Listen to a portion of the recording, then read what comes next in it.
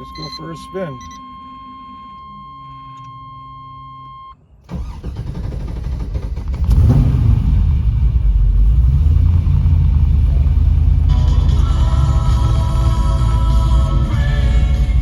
No copyright infringement stuff going on over here. That's what they keep doing. The radio happens to be on, all of a sudden I'm breaking a copyright law, so shut it off. Alright, let's go for a spin.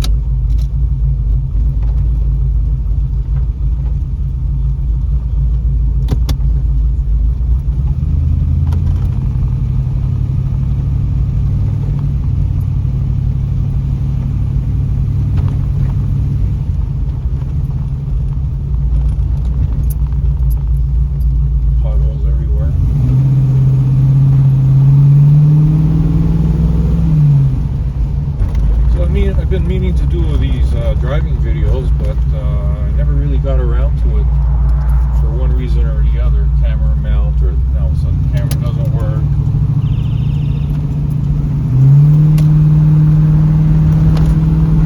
And in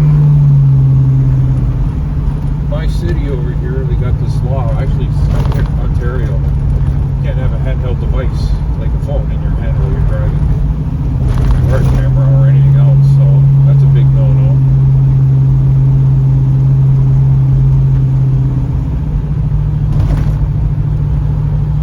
Anyways, it's pretty warm out tonight. It's probably 28 degrees Celsius.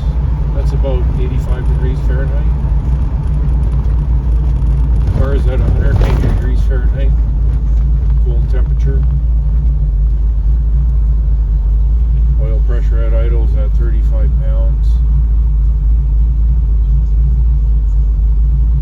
Fuel pressure, I think there's something wrong with my fuel pressure setting unit that's on the fuel line.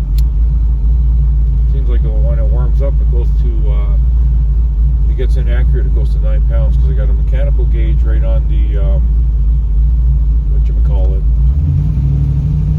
Can't think of the name for some reason right now, it's a brain fart.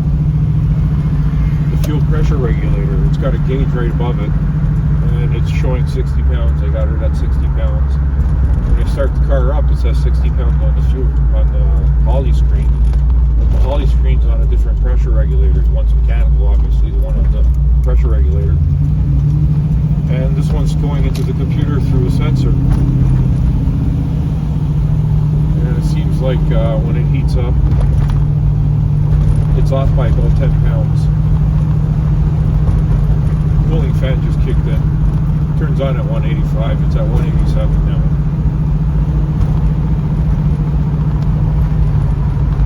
Pothole alley here.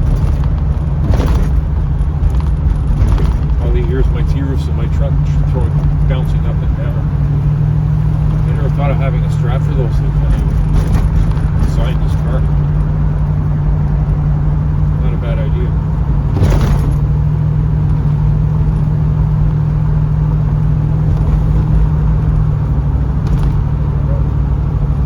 Alright, so we're getting on the freeway.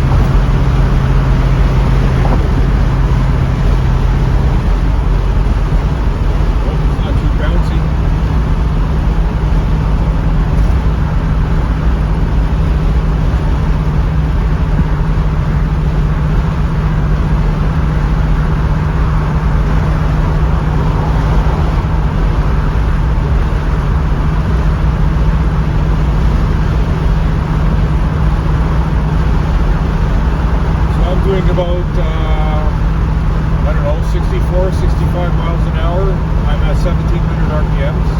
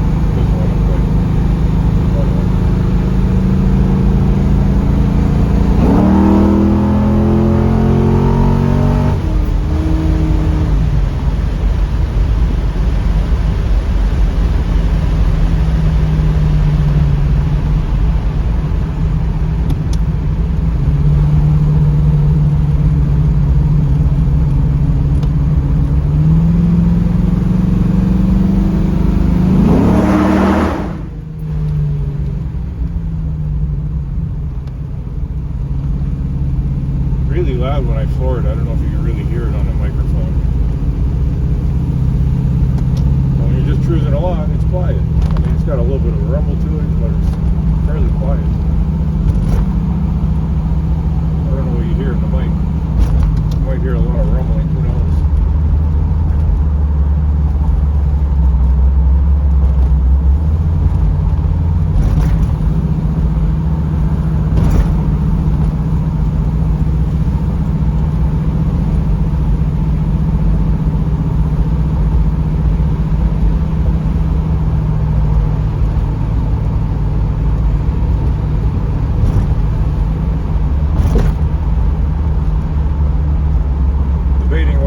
Slap on my coilover springs and shocks in the front. They're sitting in the house. They've been sitting there for about a month.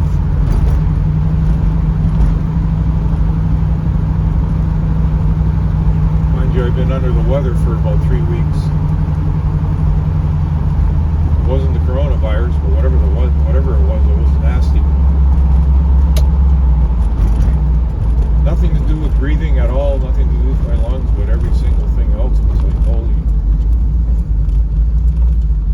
It was pretty bad. Suicide came to mind a couple of times. It was that bad.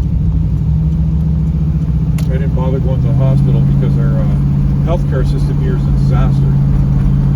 You go into the hospital right away, they say it's COVID. Well, I got a COVID test. I tested myself 4 times, and every time it was negative. I had all the symptoms of COVID, I think. I had the aches and pains, and I had vomiting going on for like 40 hours. It just wouldn't stop. I couldn't hold anything down. I lost like 18 pounds.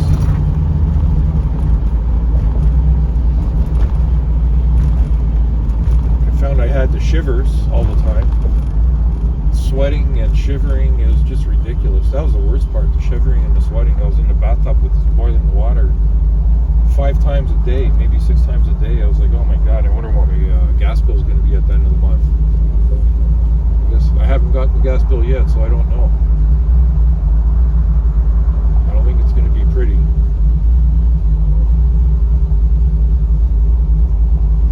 Anyways, we're just going to shoot up to this closed down Air Force base. Used to be a big hangar. Usually there's a nice strip over there I can give her. Just around the corner.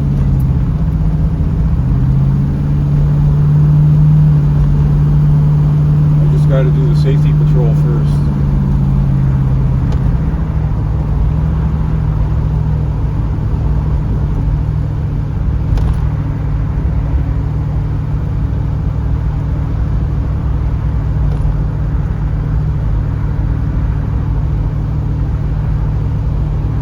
I put the Summit Racing SFI approved harmonic bouncer on this thing, and it's got a 25% underdrive. It came with a 25% overdrive for your alternator, thinking that it's not going to be spinning fast enough for the alternator to charge when you're at idle, but I didn't have a problem with that. My charging is always over 13 volts. Around 13.4 volts for it's idling, so I didn't bother putting it on. Of course, if you change that, you're gonna have to change the drive pump and get a little bit shorter one. I just happen to have, I put the Sandin style 508 compressor with the brackets and everything, and I had to relocate the belt tensioner right onto the bracket away from the water pump where it was originally bolted onto, and I just happened to have a belt that fit perfectly. I was like, wow, what a shock. I didn't have to go and buy a belt. I actually had a belt that I bought in the past. For some reason or another, I never used it. It was brand new, and it happened to fit perfectly. I was like, wow, that's amazing. Like, what are the odds?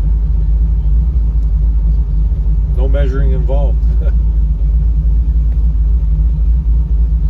I'm waiting on a compression fitting for my air conditioning because my heater, my condenser line coming out has got a crack right where the banjo bolt is. Can't be fixed. It's a bad spot. So if I put the expansion fitting on, it's got a banjo bolt on it, that the vacuum, it's a suction side, the big low pressure side, will fit. Okay, here we're going to go into this safety inspection here. Here's the base. Let's check it out. There's always a car in the parking lot, people hanging out. Looks like something's up.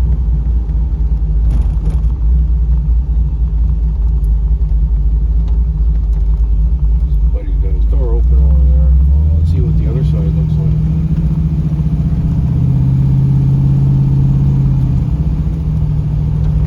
This used to be a hangar. When I was a kid, I walked into this place. It's on my right. You probably can't even see it. Big building. It was full of aircraft. Pretty cool. They're twin engine aircraft. I'm not sure what they were. Prop. I think like maybe they had 20, 30 seats inside, and every seat had a parachute. Pretty neat.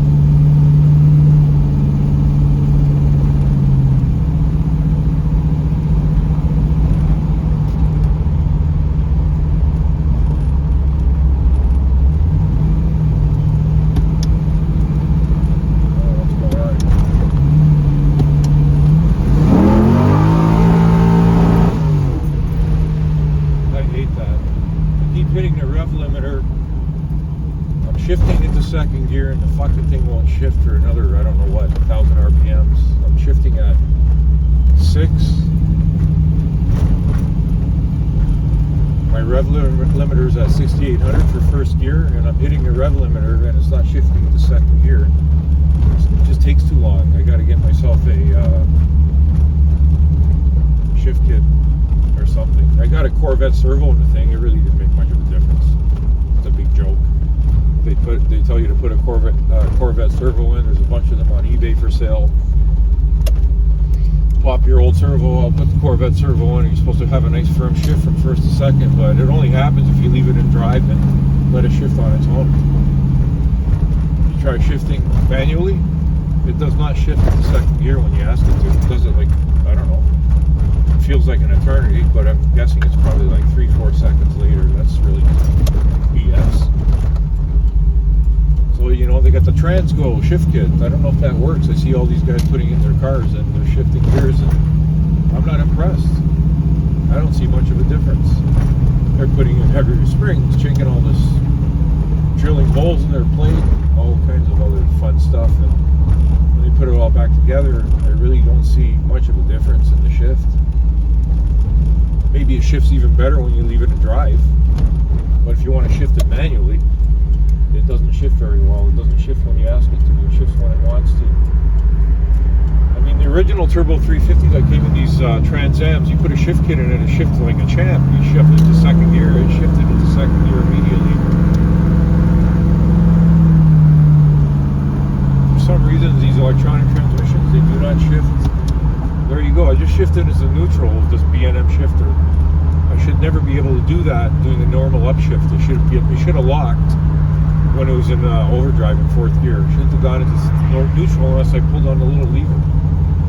That's one thing I had a beef with when I got the shifter. I go, that's not right. It should have been programmed a little differently. I don't know if I could go into it and modify it. It's got a cam in there for all the gears. I don't know if you could put a lock on it so it won't shift it to neutral or not, but I don't want to mess with it. Screw up a $500 shifter trying to do an experiment.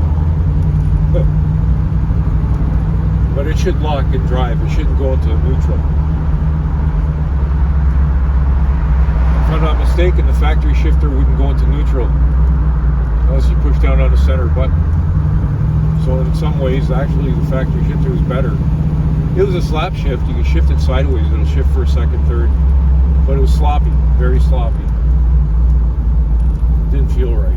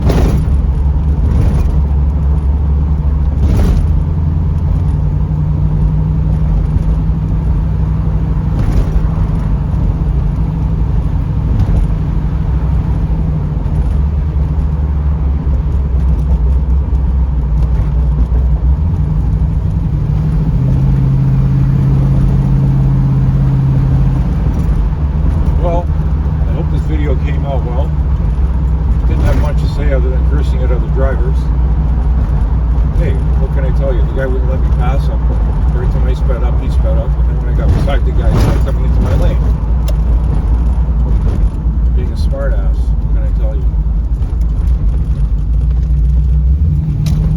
I could use a fucking fresh paint job, but I don't feel like some idiot hitting me. I'm filling the car up with Bondo. No thanks. Anyways, guys, thanks for watching this long drive video. Hope you got a laugh out of it. Gave it a couple of times. This car goes pretty good. Like I said, I'm not really impressed about manual shifting of it. Got to do something about that. Transmissions guys tell me, oh, it's all electronic. You got to program it to shift like that. I go, well, buddy, it shifts beautiful when it's in drive. It's when you do it manually. You ask it to shift to the second. It's like it doesn't know what to do. So I don't know. If anybody's got any ideas, opinions about the shifting, it's a 4L70. It's like a 4L60, only it's a more beefed up transmission. That's the only difference between the two. It's got 5 input and output pinion gears, whereas the 60's only got 4. That's what makes a difference. That makes it stronger. And I think the sun basket's got it's a forged sun basket as opposed to the soft metal one. So it's beefed up, it's stronger. It's for a pickup truck originally.